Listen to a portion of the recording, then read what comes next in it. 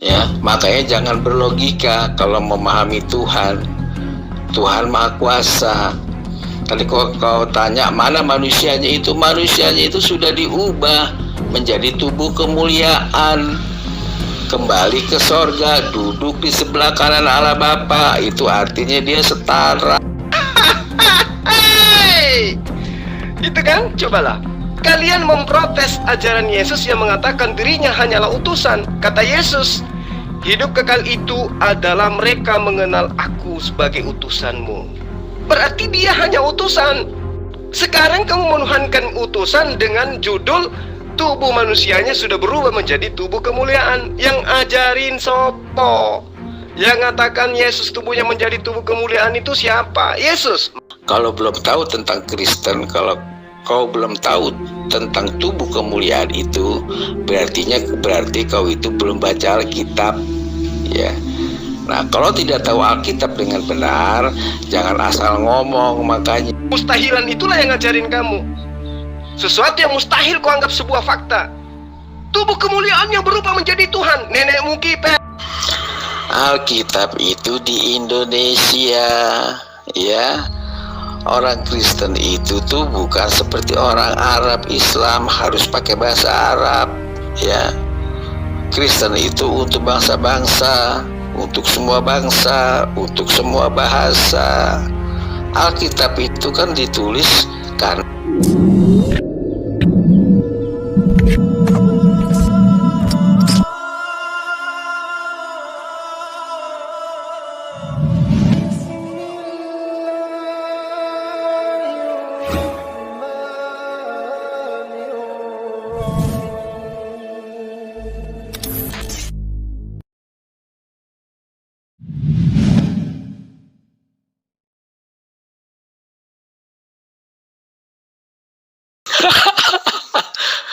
kok kami orang Kristen dibilang protes? Kami itu mengimani apa yang tertulis. Mesias itu datang, ya, sudah tertulis. Mesias itu ada, Mesias itu akan datang, dan sudah datang. Kami tidak protes, ya. Anak Allah itu udah datang, iya kan?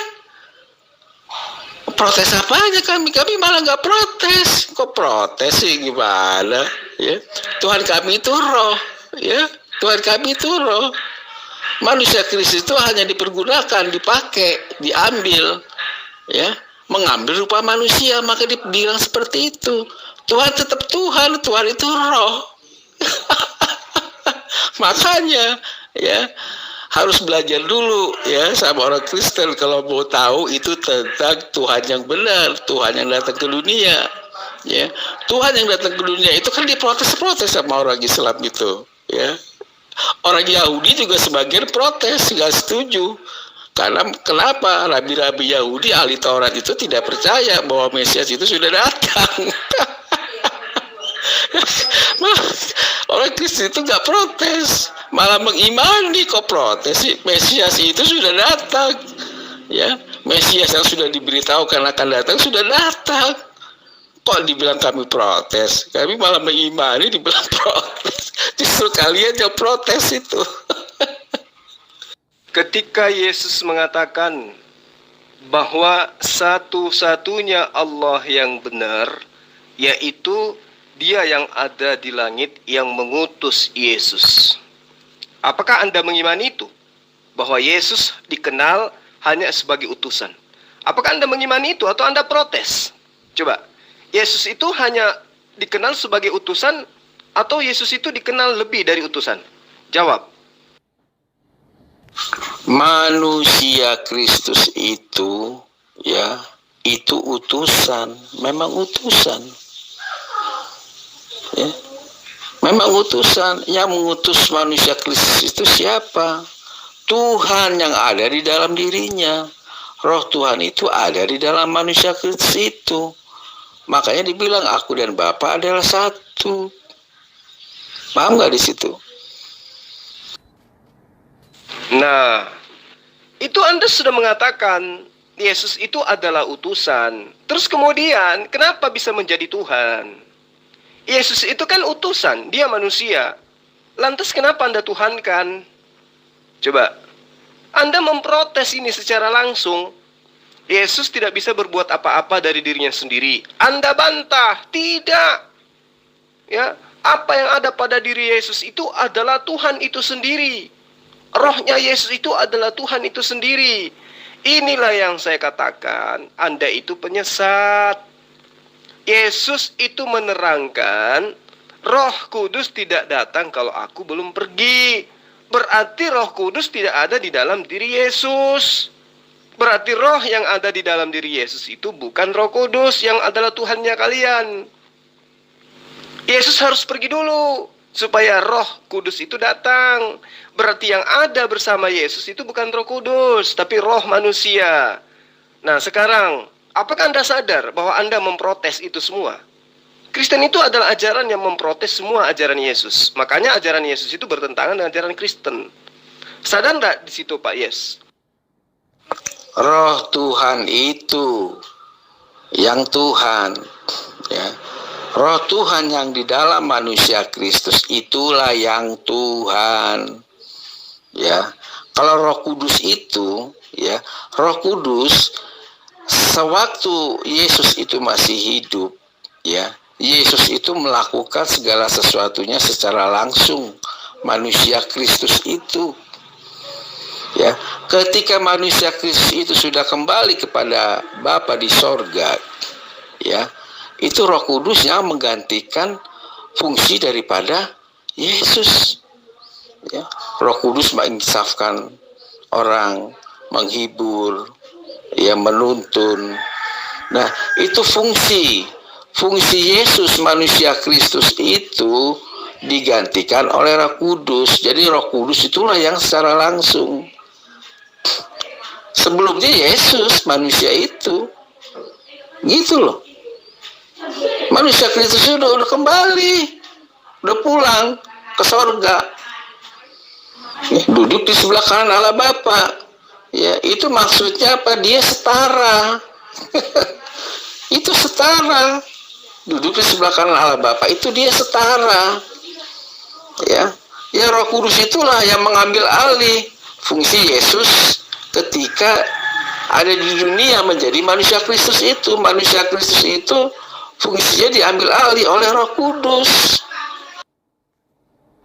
Nah, Yesus yang adalah manusia itu jadi apa dia? Yesus itu kan manusia tuh, ya kan? Yesus itu manusia. Yang Tuhan adalah rohnya, menurut ajaran pagan Anda. Sekarang, sisi kemanusiaan Yesus itu sekarang ngapain? Menjadi Tuhan juga kan? Berarti kalian itu menuhankan manusia. Kalian itu protes terhadap ajaran Yesus. Yesus itu hanya utusan. Sekarang sisi kemanusiaannya mana? Yang utusan itu mana? Berubah kan menjadi Tuhan juga? Itu makanya aku bilang, Kristen itu adalah pembangkang terhadap ajaran Yesus. Hidup kekal itu adalah engkau mengenal aku sebagai utusan Tuhan. Sang utusan juga sekarang sudah menjadi Tuhan. Benar nggak? Anda terima nggak itu? Bahwa sisi kemanusiaan Yesus itu kembali kepada Tuhan dan menjadi Tuhan? Atau Anda ingin mengatakan Yesus sekarang masih manusia? Ayo, sekarang saya gelitik otak Anda supaya Anda sadar bahwa kalian Kristen itu adalah ajaran yang memprotes ajaran Yesus. Silakan. Ya, membangkang gitu justru kalian, justru kamu. Ya, Mesias itu sudah datang. Orang Kristen itu mengimani kitab-kitab sebelumnya, ya, Taurat itu. Mesias itulah anak Allah, ya. Itu kau yang memprotes, ya. Ya, Tuhan itu Maha Kuasa, ya. Jangan kau samakan, maksudnya jangan kau berpikir Tuhan itu dengan matematika, logika, dengan logika. Ya, kau ini karena berlogika, ya, memahami Tuhan dengan logikamu, ya. Tuhan itu Maha Kuasa, Bob. Ya kan? Makanya beda kalau Tuhanmu itu, Tuhan SWT itu kau pandang, kau pahami dengan logika.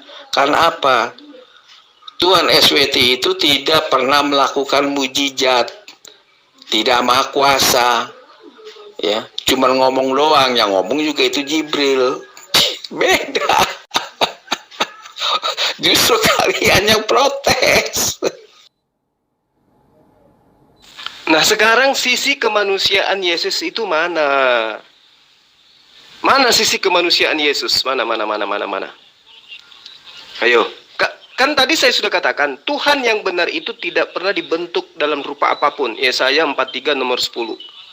Nah, sekarang Kristen muncul memprotes itu dengan menciptakan Tuhan baru berupa manusia. Kamu katakan, yes, Yesus memang adalah manusia. Tetapi roh yang ada pada dirinya itu adalah roh Allah.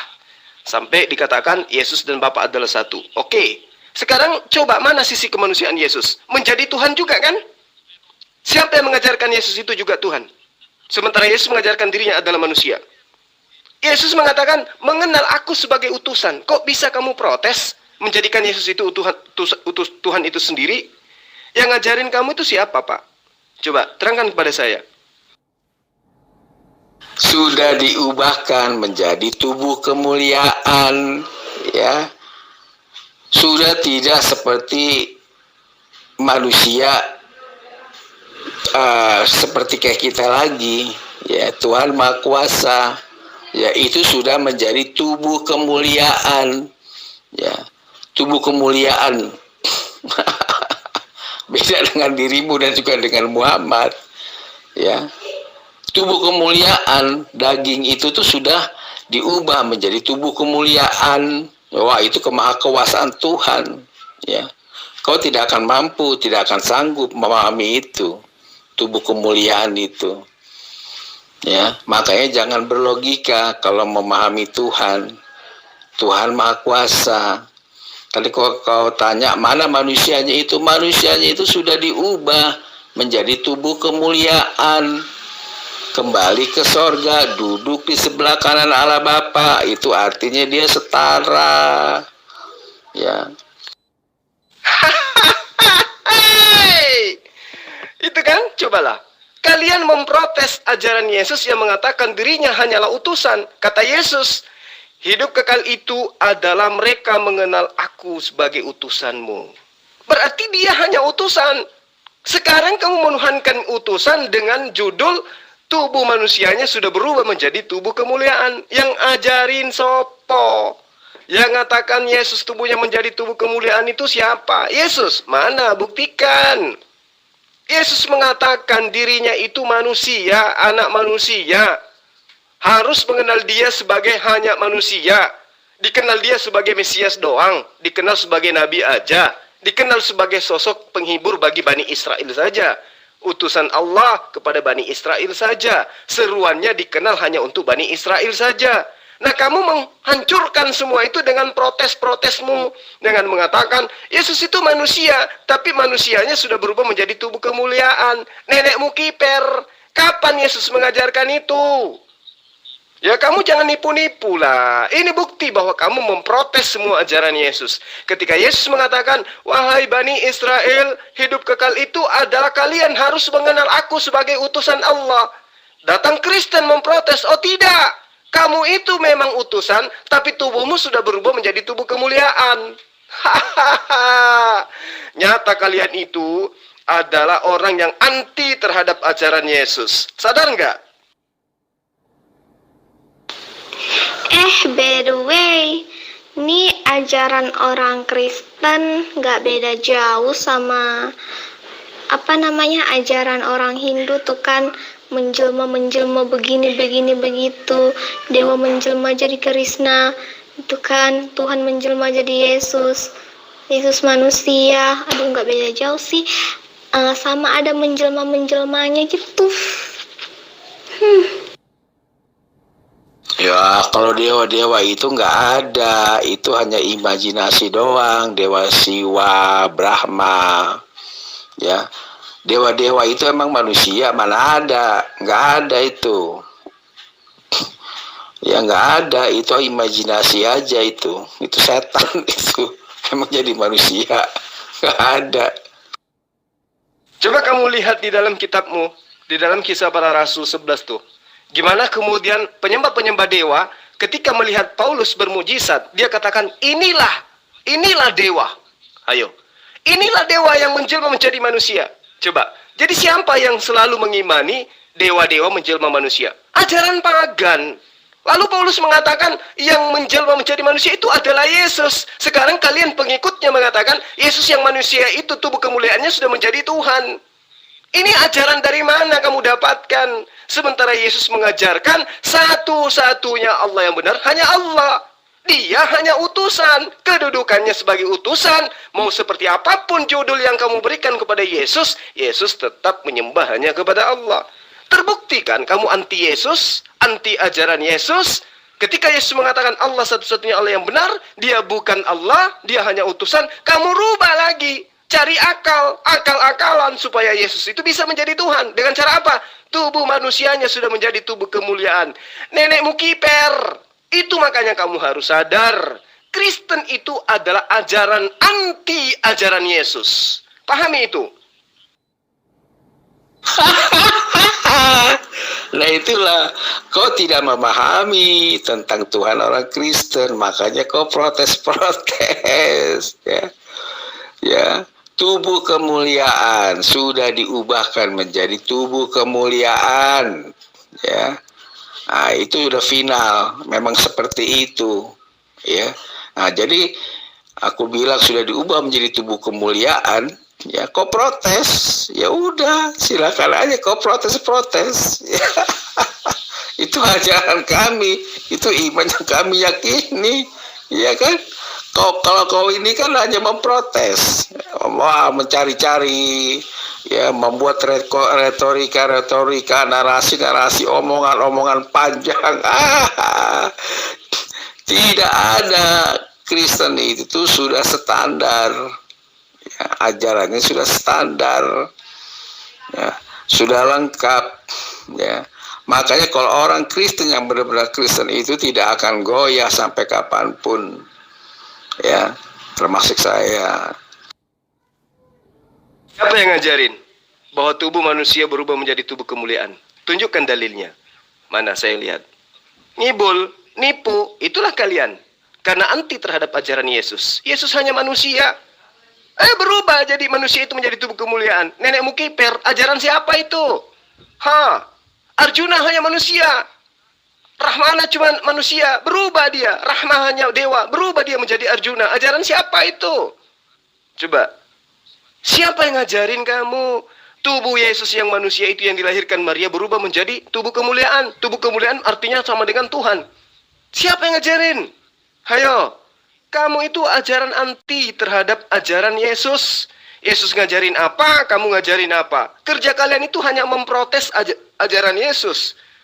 Yesus mengatakan dia hanya manusia. Kamu protes lagi dengan akal-akalan. Oh, tubuhnya sudah berubah menjadi tubuh kemuliaan. Nenekmu kiper dari abad keberapa dia ngajarin kamu seperti itu? Jawab. Makanya kau baca lagi Alkitab. Ya, kalau belum tahu tentang Kristen, kalau kau belum tahu tentang tubuh kemuliaan itu, berarti kau itu belum baca Alkitab, ya.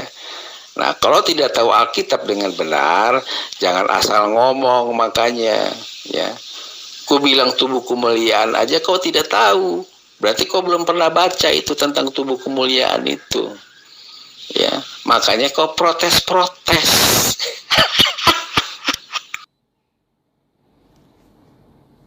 Justru karena saya paham kitabmu, dan karena itulah kamu mengitabkan kitabmu, saya tanya, tubuh kemuliaan yang ngajarin itu siapa? Kamu sosokan nutup diri. Oh, itu artinya kamu belum baca gospel. Kau sebut pula Alkitab, kitab kau itu. Itu artinya kamu belum baca gospel. Justru kalau kau paham, kau sudah pernah baca, kamu terangkan, tubuh kemuliaan itu kayak mana? Supaya kamu sadar, Kristen itu adalah ajaran anti Yesus. Anti terhadap ajaran Yesus. Itulah Kristen. Hari ini kamu harus sadar itu. Andai saja kamu dialog dengan saya dengan akal. Sayangnya kamu gak bawa akal. Yesus mengajarkan menyembah kepada siapa?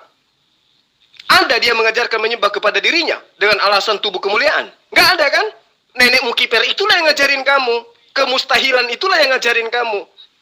Sesuatu yang mustahil kau anggap sebuah fakta. Tubuh kemuliaannya berubah menjadi Tuhan. Nenekmu kiper, saya bilang.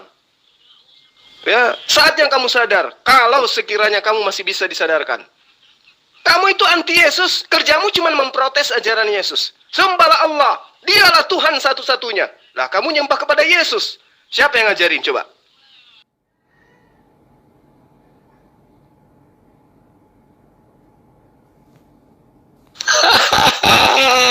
Itu kan narasi-narasimu memprotes. Alkitab, gospel itu sama aja, sebutan aja kok, ya kan? Itu kan narasimu doang, retorika. Gospel, Alkitab, kau permasalahkan hanya sebutan doang. Ya, sudah diubah menjadi tubuh kemuliaan. Ya, sampai Yesus mengatakan, ya, kalau engkau melihat aku, engkau melihat Tuhan yang mengutus aku. Ya, karena kenapa? Manusia tidak mampu melihat Tuhan. Kalau melihat Tuhan secara utuh, secara langsung itu dia mampus, modar, nggak sanggup manusia. Ya, makanya dia mengambil rupa manusia datang ke dunia. Ya, gitu loh. Ya, barang siapa melihat aku, melihat Tuhan. Pernah baca nggak itu ayat? Pernah baca nggak itu ayat? Barang siapa melihat aku, melihat Tuhan. Itu yang dikatakan Yesus. Kenapa? Manusia tidak mampu melihat Tuhan yang seutuhnya. Ya, Allah yang seutuhnya itu manusia tidak mampu melihat. Kalau melihat itu mati, modar.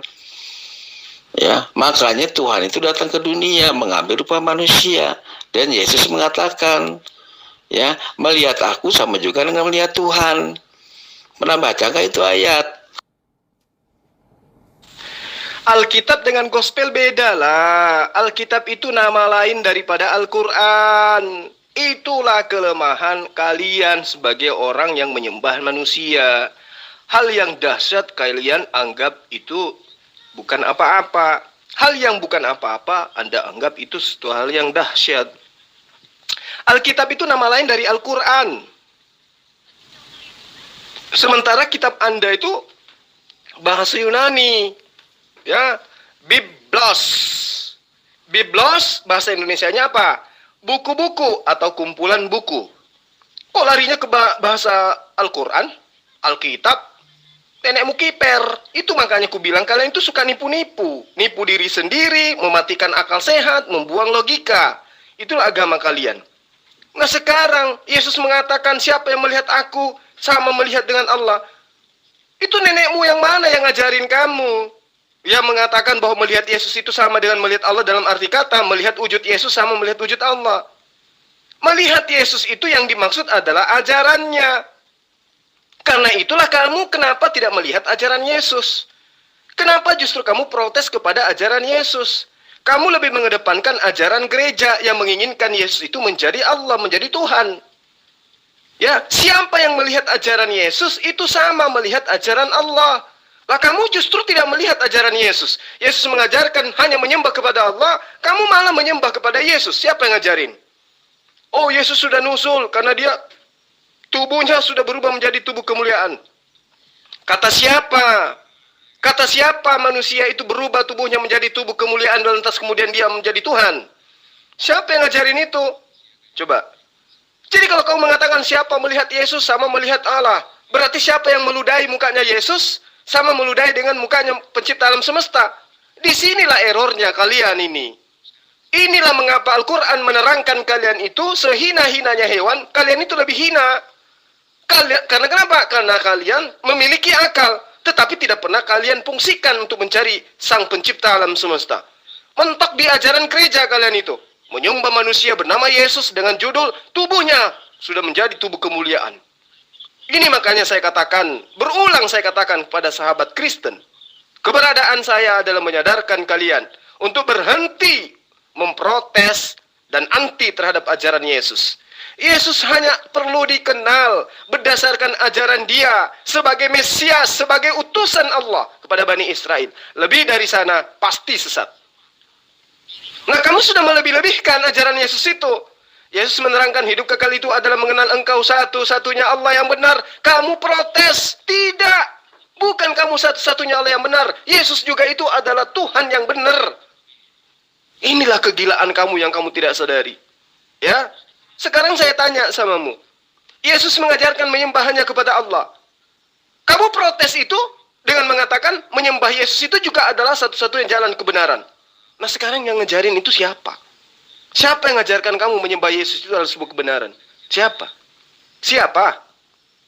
Siapa? Alkitab itu di Indonesia, ya.